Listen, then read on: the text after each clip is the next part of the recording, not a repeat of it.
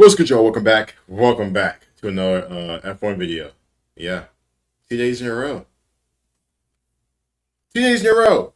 We have every Red Bull mid-season F1 driver change, and I decided to choose Red Bull because we know some moments. Obviously, the most recent ones have been Gasly, obviously Albon, stuff like that. So I think Kivat, something like that. So hey, told y'all, man. The memory, boys. Knowledge is it's low key there. It's low key there. Now I can't tell you everything, of course not. But listen, man, the boys knowledge is low key. It's low key getting there.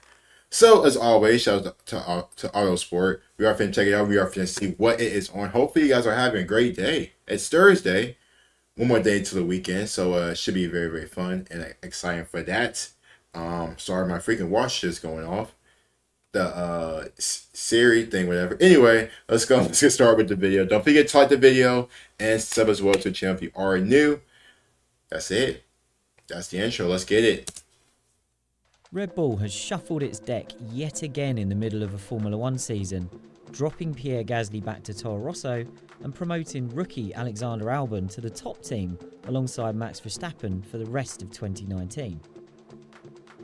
That makes this year the 7th F1 season in Red Bull's history of team ownership. Yeah, it's like a few years ago as well. One So driver change in its ranks. this year we've had one already with Nick DeVries. So join us for a look back through every mid-season driver change Red Bull has made since 2005, and look out for the one that got away that we'll come to at the end. 2005, Liuzzi and Klein's job share. Red Bull went into its first season with David Coulthard signed from McLaren to lead the team, and its second seat would be used to blood two youngsters in one season. With Coulthard on a one-year deal, the initial plan was for Christian Klein and Vitantonio Liuzzi to share the drive in 2005 before being teammates as the Scot moved aside for 06. I'm sorry, what? That's the first time I've ever heard something like that. It's like your mom giving you and your sibling one plate of food and them telling them to share. Here you go, kids. Here's one plate. You guys have got to share it for the night. How much sense does that make? Just choose that one driver which you feel like has the potential to be your main driver, and then after a season, of course, if you're on the other one, but to choose the best driver for that season. But I mean, you got one guy racing one race, then the other guys racing the other race. Klein won a pre-season battle the team described as intensive to start the season alongside Coulthard, and after 3 races, Liuzzi was given the nod. 4 races later, Klein was back in, and he held on to the seat until the end of the season, winning the battle for the second seat alongside the re-signed Coulthard for 2006 as well. That works, I guess. Red Bull said it abandoned the rideshare idea once it bought Minardi late in the year, as that meant both drivers were guaranteed a drive for 2006. Just stupid. That was stupid. I never know crap like that. Klein's time runs out. Klein raced for Red Bull full-time in 2006, with Liuzzi taking a drive at Toro Rosso, but the Austrian didn't complete the full season. That's when unfortunate. Red Bull signed Mark Webber for 2007, it offered Klein the backing to take up a drive in Champ Car. That's a pretty good pickup. As Klein tried to pursue other options to stay on the F1 grid for the following year, Red Bull released him early, bringing in reserve driver Robert Dornbos for the final 3 races of the season. Dornbos. 2007. Sebastian.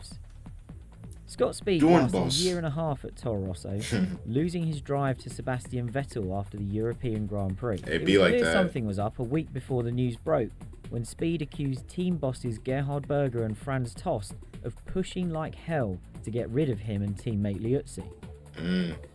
He then confirmed rumours of a physical altercation with Tost after he'd crashed out at the Nürburgring, saying no amount of money would get him to drive for Tost and Berger again. Now they throwing hands. Speed was testing for the team at Mugello, and while Tost said he would still be in the car for the Hungarian Grand Prix, just a few days later, Vettel was released from his BMW contract to take the American. I was going to say, like, what? The team said its decision was based on Speed's performances and that its mind was made up before the Nürburgring fallout. Scott Speed.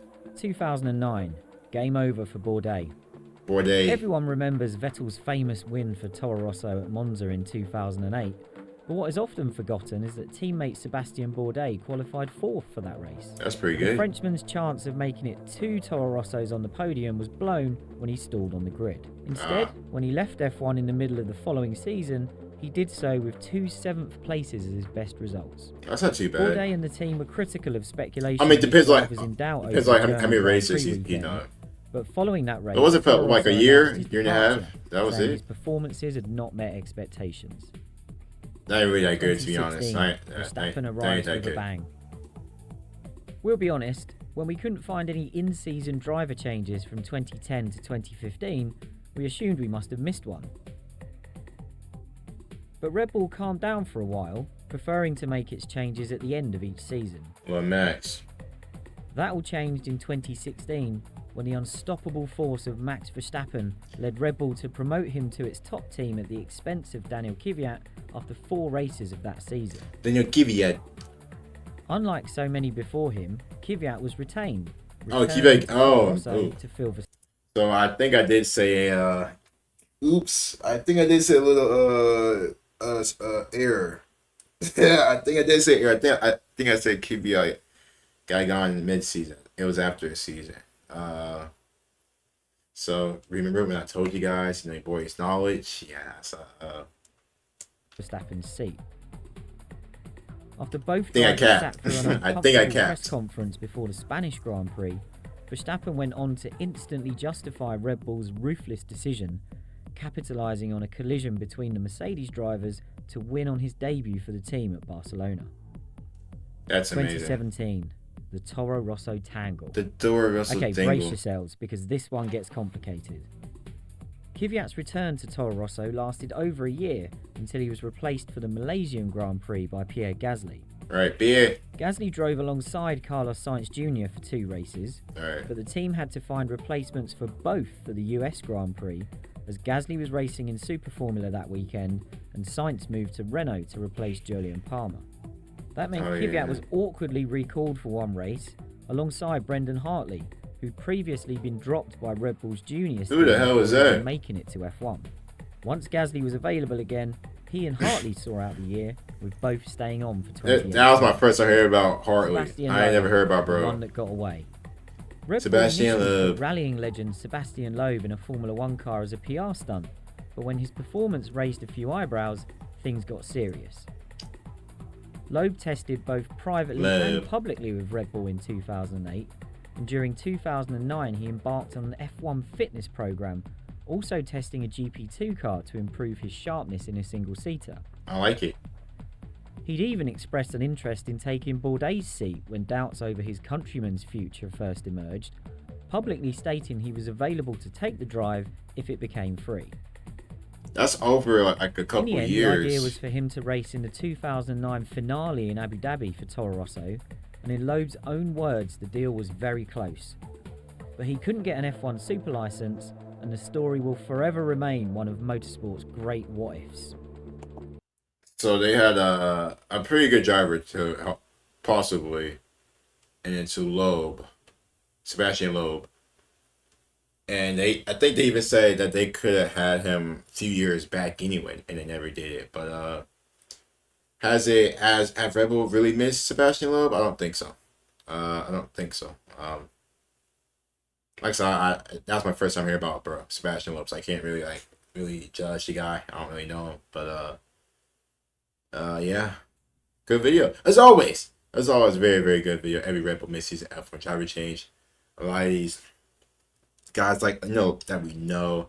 Some of the guys, Hartley, Loeb, what's his name? Dornas. I don't think that's it. The Dutch guy. I think it was Dutch. But yeah, pretty good. Great video. As always, shout out to Autosport. Hope you guys did enjoy. Don't forget to like and sub as well. Talk to you guys soon. Peace.